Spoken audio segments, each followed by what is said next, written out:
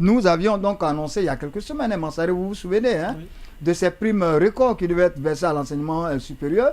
J'avais même demandé au secrétaire général, M. Jean Sané, de nous inviter parce que quand ces primes seraient versées, et il nous avait dit que ces primes étaient encore, disons, au stade théorique parce que l'argent n'avait pas été reçu. Et là, c'était depuis le mois de janvier où ces primes devaient être versées. Et nous sommes aujourd'hui au mois de mars, nous sommes à la mi-mars, les primes de l'enseignement supérieur ne sont pas encore versées. Merci pour cette question qui est très pertinente. Personnellement, nous avons tous salué cette décision et surtout ce décret qui tarde à être appliqué. Pour moi, je pourrais comprendre que soit il y a de la mauvaise foi ou il y a un manque de compétences. Pourquoi? Parce qu'au fait, c'est un nombre très réduit comparativement à l'enseignement préuniversitaire. Les professeurs d'université ne sont pas aussi nombreux que ça.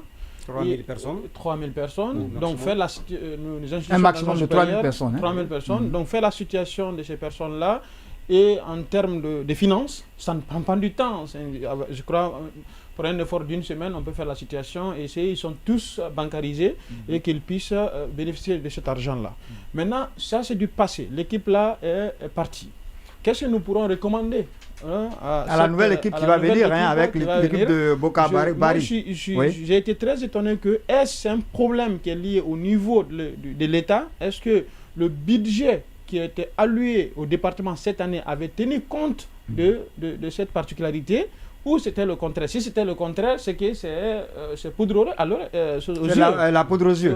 Comme dirait l'autre, la poudre de perlimpinpin. Exactement. Oui. Maintenant, si exactement ça a été intégré et sur la base de ça, le décret a été pris, parce que le projet de décret ne peut pas s'inventer. En fait. On n'invente pas un projet de décret. Oui. On tient compte de notre masse salariale, de notre politique, de notre budget national. Et il faut rappeler qu'il est docteur en finance islamique, donc il sait de quoi il parle quand il parle d'argent, M. Exactement. Donc, en fonction de ce budget-là qu'on va essayer de dégager des charges.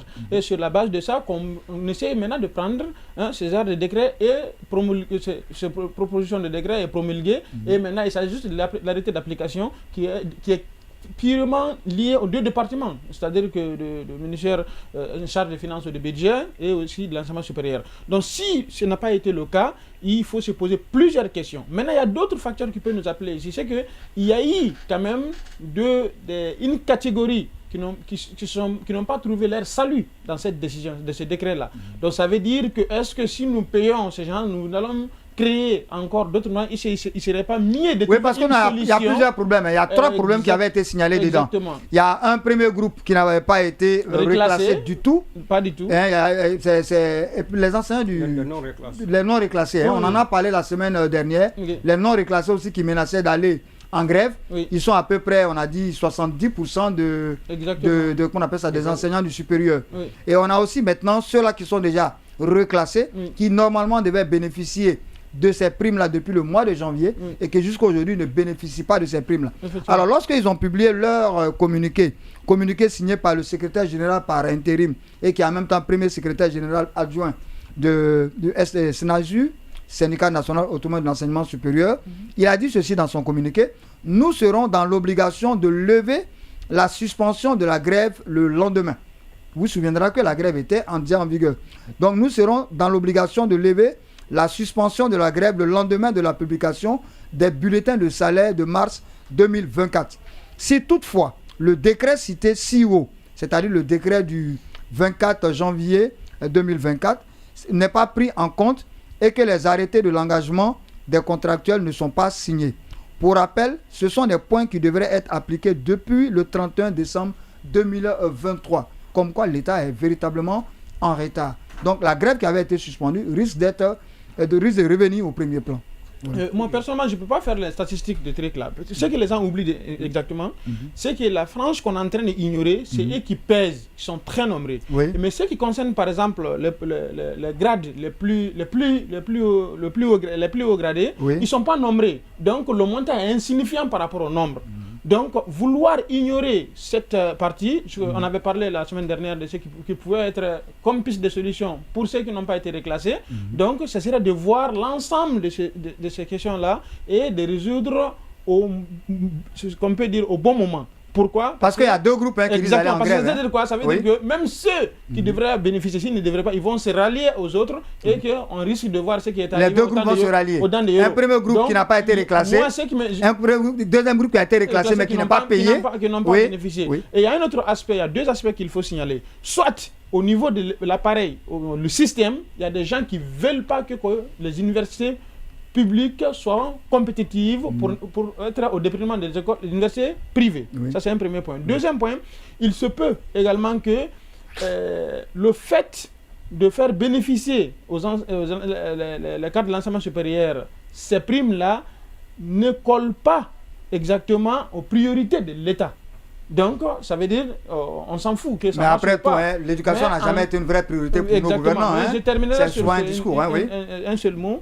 Soyons vraiment solidaires à cette situation pour régler définitivement, car nos universités souffrent et nos enseignants supérieurs, nos enseignants du ministère de l'enseignement supérieur, ces cadres-là doivent être pris en charge de manière qui peut leur permettre vraiment de jouer pleinement leur rôle. Parce que souvent on a le malheur de dire que les enseignants souffrent et quand un travail souffre, il n'est pas souvent efficace. Le tour de table, on va le terminer, allons-y. Maintenant, je pense que M. Dr Mansari a fait le résumé de tout ce qui se passe actuellement dans nos universités. Comme on le disait, je voudrais revenir sur une partie. Vous savez, dans leur communiqué, ils ont demandé le paiement des primes et aussi l'engagement des contractuels. Des contractuels du supérieur. Oui. Et vous savez, il y a une loi, j'avais posé la question à M. Odilon autrefois, je lui ai dit qu'il y a un arrêté de 2019 qui dit que pour être enseignant à l'université, il faut avoir au moins le doctorat. Et je peux vous dire que sur la liste là, les 80 ou les 90% sont des détenteurs de master et autres diplômes, même licence, mais ils sont inscrits au master. Mais est-ce que si on demande leur engagement en tant qu'enseignants, chercheurs à l'université, mais est-ce qu'ils seront considérés directement comme assistants? Parce qu'ils seront reclassés. Toutes ces questions-là doivent être posées. Parce que... mais est-ce que le syndicat de l'enseignement supérieur, déjà, à l'époque, avait posé ces bonnes questions-là? Parce que souvent, quand les problèmes adviennent, c'est qu'au départ, on n'a pas posé les bonnes questions. Est-ce que quelque part, ils n'ont pas eux-mêmes été de leur confusion? C'est que le problème, ça c'est à la suite d'un accord tripartite. Vous savez, le gouvernement, les syndicats et le patronat avaient fait une négociation. C'était la conclusion de la négociation, c'est que les homologues de l'université doivent être engagés directement à la fonction publique.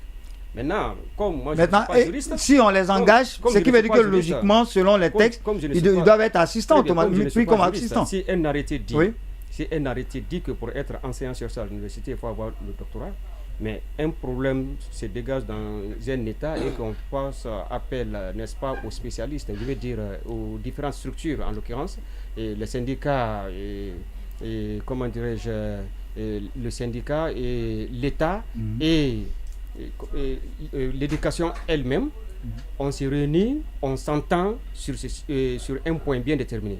On dit oui, les homologues doivent être engagés à la fonction publique au code de l'enseignement supérieur. On respecte ce principe.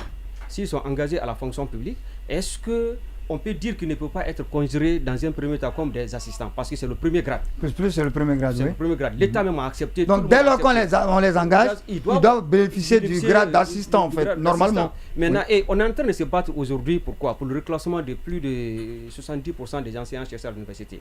On se bat aussi pour l'engagement d'autres personnes. Parce que ceux qui sont déjà en situation de classe n'ont pas de situation.